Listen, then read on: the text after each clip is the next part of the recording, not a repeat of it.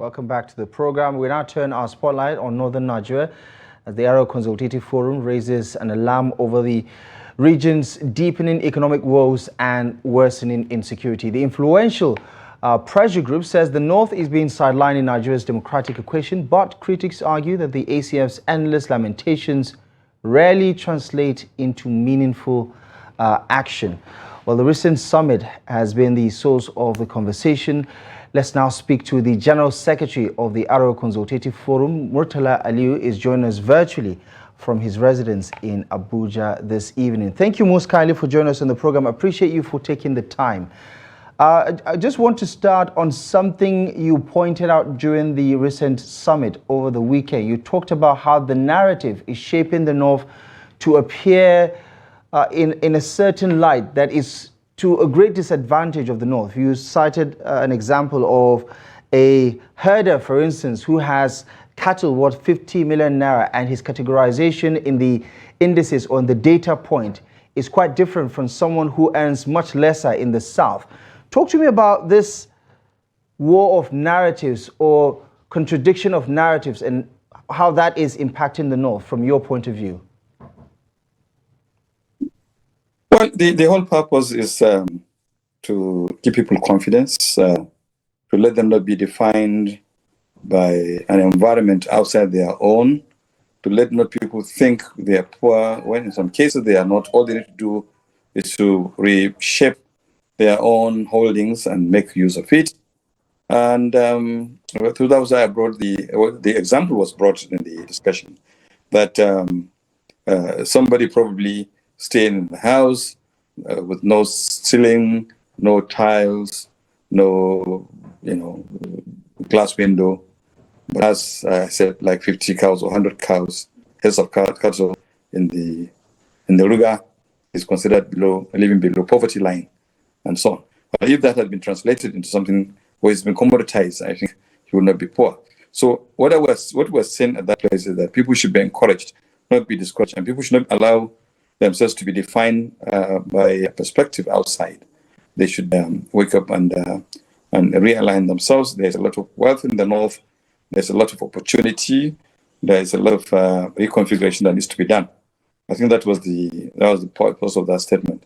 But on the general note, the fact that the North is poor, the North is not aligned with the contemporary economic model and so on, are issues that we discuss that are relevance and not necessarily the comparison.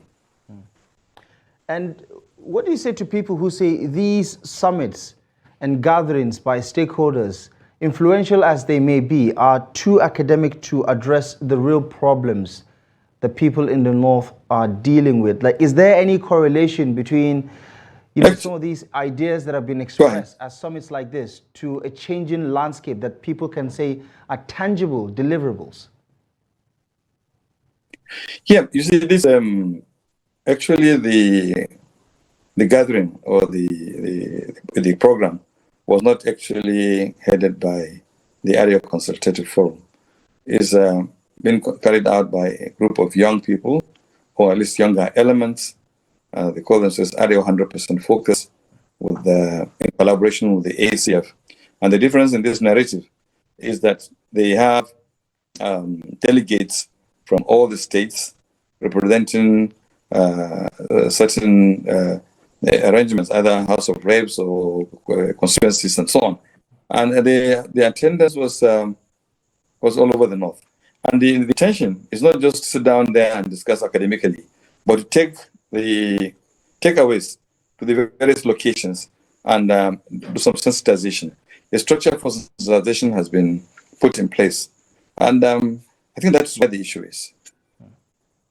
And what about the concern around, it's easy to diagnose a problem, but it's a lot more difficult to come up with solutions.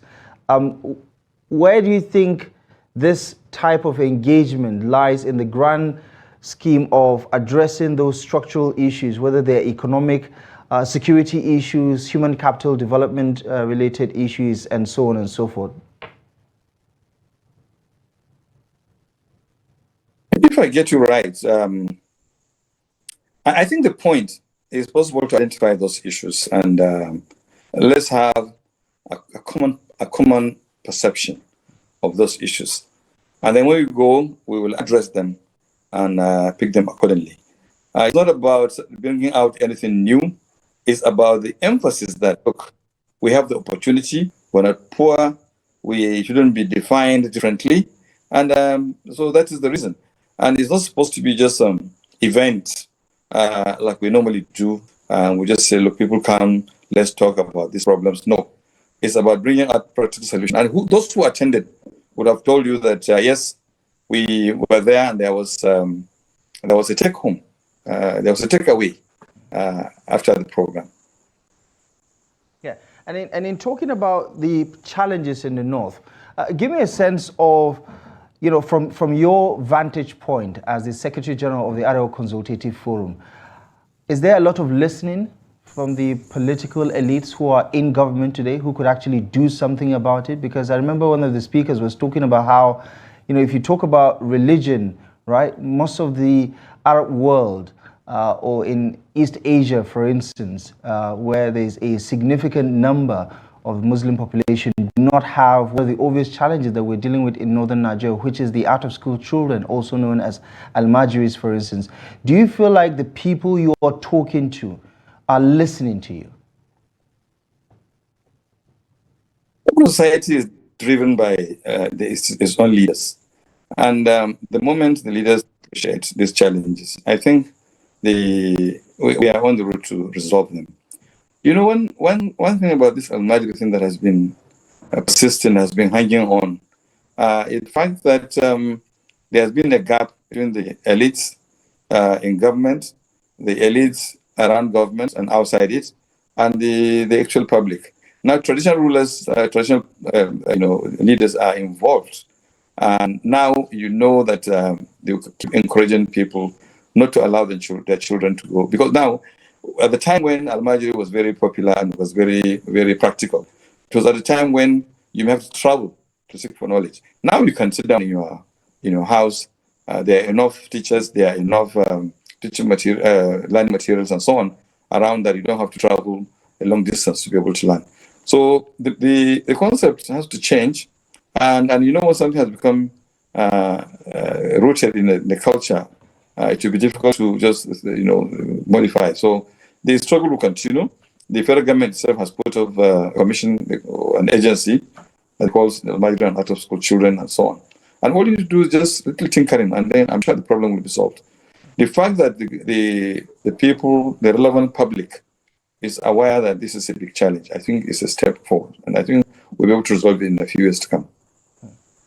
And let's talk about the North itself, because you had quite a lineup of speakers like yourself and others who spoke about the issues, structural issues, political issues, social issues, and the likes, right? The North is in quite a peculiar situation right now where there is adequate resources.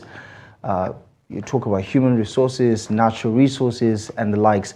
But it is also one of those regions that is inundated by a significant part of the problems that Nigeria is dealing with as a country. Do you think the North itself is speaking with a voice that shows that that people in the North understand their problems and are being honest about what it would take to address these problems?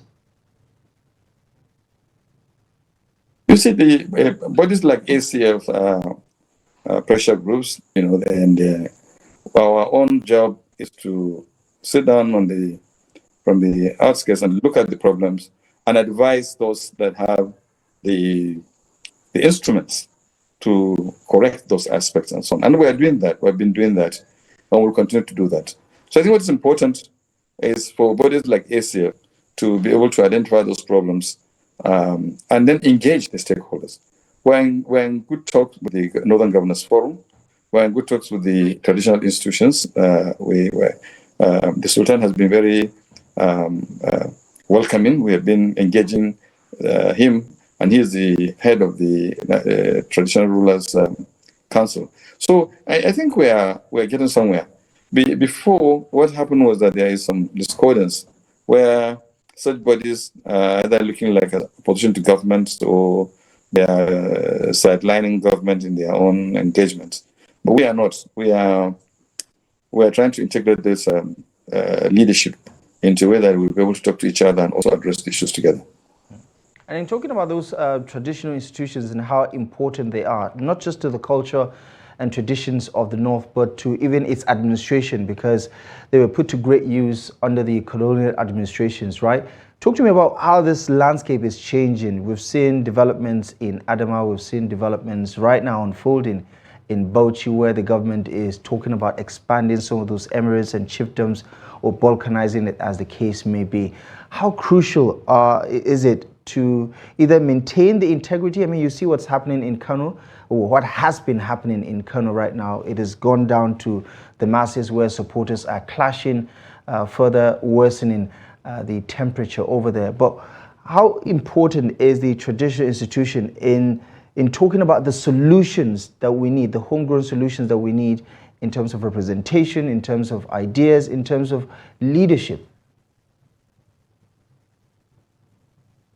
Well, I can tell you that they are a significant block in the solution. Actually, they are the arrow, I can tell you. There has been established tradition on how these relationships are managed. And the general public still has some consideration, some respect, some deference to these institutions. So we strongly believe that utilizing the traditional institutions will go a long way to resolve quite a number of issues. Apart from them being really located at the grassroots, located in their own emirates and the system, the traditional rulers are not like the politicians who gather at the headquarters to discuss issues and then maybe during occasions like Salah or Christmas go home to interact with the agents. No, every morning, every day, every evening, every night, they interact with the people and they participate in the resolution of local issues and so on. So they are quite conversant with the situation on the ground. And I can tell you that for government, I think they are a tool that can easily be used to resolve quite a number of issues. So I am sure that it talks around constitutional amendments and all that to give them specific roles. Whether you formalize the role or not, they are there and they are playing it. So I think the important thing is to use the opportunity of having them around and that the people still respect those institutions and defer to them. They have moral authority along the general public, and I think it's important that everybody realizes that. I mean, you have served in government. A lot of the people in Arewa Consultative Forum have served in government. They're influential people, people who have a lot of capital and currency to influence things to change. Give me your reading of some of your input to the governors, for instance, in the 19 northern states when it comes to addressing structural issues, whether it's insecurity, unemployment, human capital development, education, healthcare, and the rest.